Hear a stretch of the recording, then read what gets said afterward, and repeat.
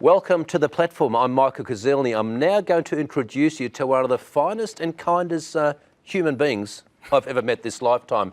His name is Toggsy, over 25 years experience as an entertainment reporter, and this man's unbelievable. You never know where he is. He loves to travel. He's interviewed Jimmy Barnes, James Woods, and even that guy from Rocky. Paulie, what's his name? Welcome, Toggsy. Hey, MK. What's that guy from Rocky? What's his name again? That's Burt Young.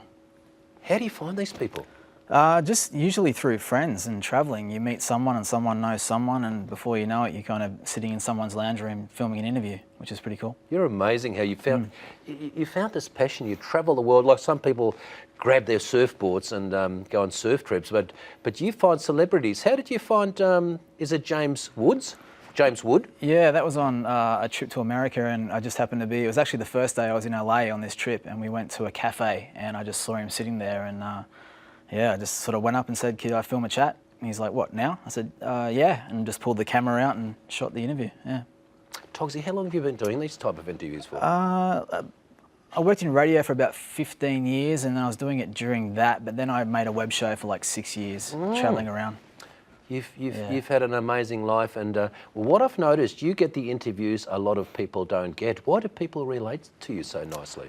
I'm not sure. I just think that I love interviewing people about chasing dreams. So I love aspirational stories, and that's what the show's all about. Exactly. But I tried doing what you're doing. I went up to a couple of celebrities and bars a few times and tried your lines. They told me to piss off. Well, okay. Well, unfortunately for you, you must have better vibes than me sometimes. You know.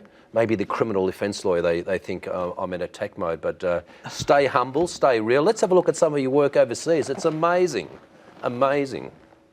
It was great going backstage before a show and catching up with rock legend Jimmy Barnes. He's just had a best-selling book come out, and here he is.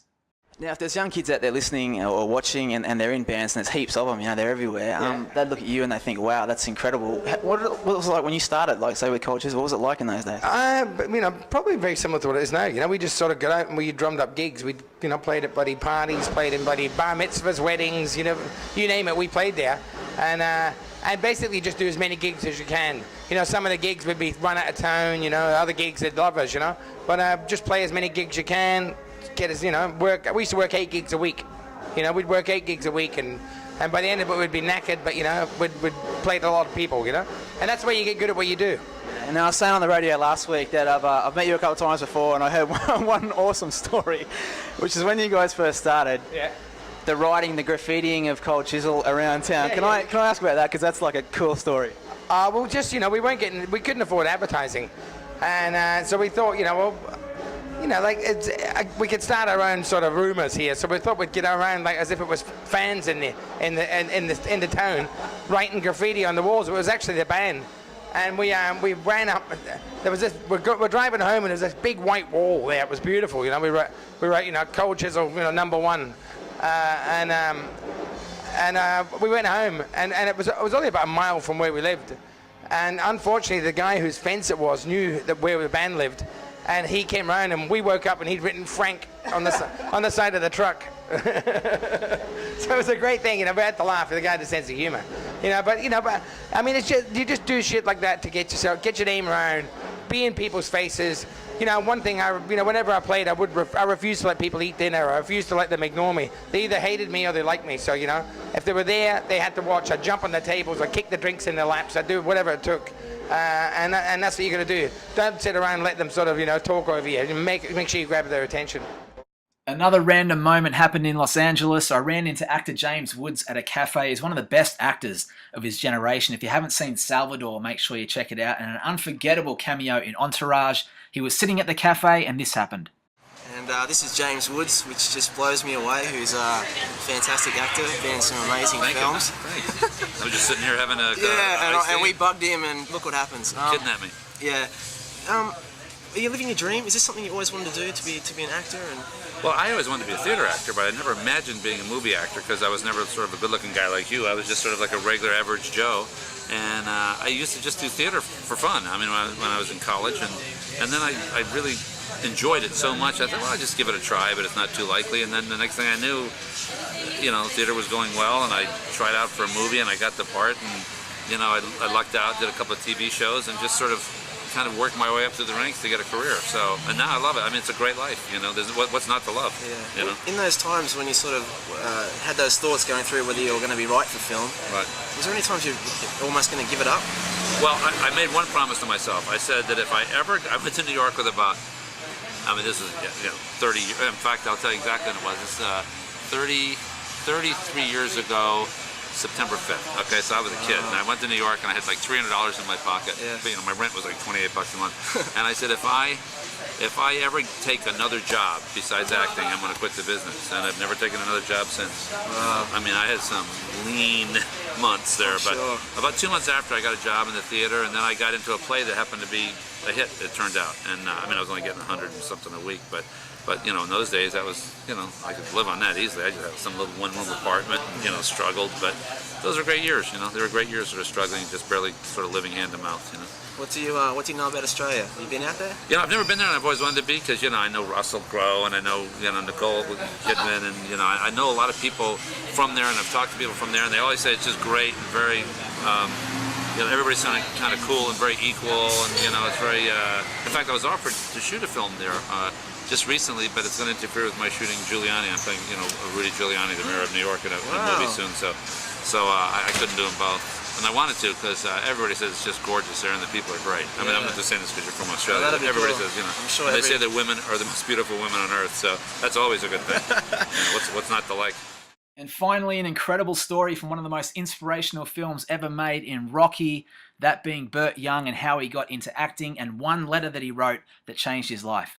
I met this girl, and I wasn't like a wolf type of guy, but she was so beautiful, and she worked in a bar, like on Wednesday night. I'd go every Wednesday for a month.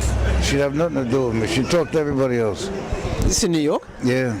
And then I'd be humble one night, another, I'd be tough guy, another. And I finally, as a last resort, I started rapping about her being an actor. And she lit up. And she said she wanted to study with Lee Strasberg, only she couldn't get in. So I thought it was a girl. I didn't know who the hell Lee Strasberg was. No way. I found out who he was. I wrote a letter. Guy invites me over his house. The letter was, "Dear Lee, if an acting background is a prerequisite, read no further. Hello, if you're still with me, acting none, life credits plenty. A, first assault conviction. B, first baby born. C, first homicide indictment." All the way down, very flip. And at the end I said, "Seriously, Lee, I don't know if acting has anything for me or vice versa, but I'm treading water. See me." Calls me over his house. That's a cool story.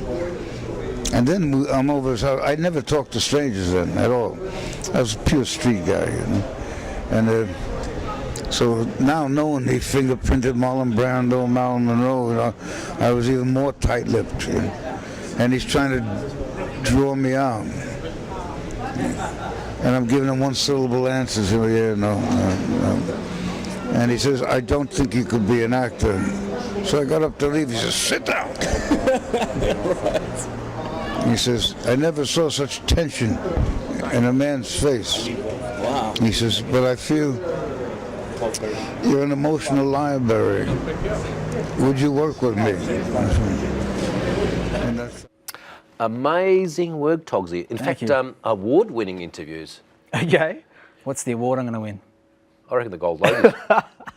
No, thank you. It was good fun, and I guess the good thing about doing the platform is we film on a certain night, a certain week. So a lot of times when people come to town, they can't make it. No. So I guess being able to go to them at any time, anywhere, Yeah. we'll be able to get the interviews on the platform, which will be great. So you'll be at the airports waiting for the superstars. You'll be in their homes. And the good thing is they tell me to piss off, but they love you. Well, we'll give it a crack.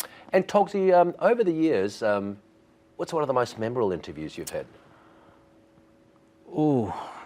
I'm a massive sports fan, so one night I was sitting at the airport and Roy Jones Jr., who's one of the greatest boxers of all time, like a 5-time world champion, walked by, and I didn't think it was him. I couldn't believe it. And I followed him into the gift store and said g'day, and then pulled the camera out and filmed with him, and that for me was like he was like a god to me. You know, he's a legend. So that was probably the best one. What's the worst one? Oh, probably Warwick Kappa. No, I'm kidding. Who's a good mate of yours. And Yeah. what's Toggsy? What's something people don't know about you? Jeez, what don't they know? I have no idea how to answer that. No, good. I like romantic films. Well, that's very important, romantic films, or a bit of a romantic, Toggsy. And one last thing, what can we expect, what can platform viewers expect from the Great Man over the next few months? Well, we're going to chase interviews. So like I said, when people come to town and it's hard to get them in a studio at a certain time, we'll try and go to them. And, you know, I spoke with Molly Meldrum recently, so hopefully head over to his house, and there's some cool people coming to town. Yeah. So we'll just always give it a crack. I look forward to next week, Toggsy. Yeah. Thanks very much. Thanks, mate. And say hello to Molly for us. And thanks very much for watching the platform. Coming up now, very shortly, Australia's entertainment and social queen, Rosanna Faraci. And she's got a very special guest on the couch, but I'll let her introduce one of her very best friends. Don't go away.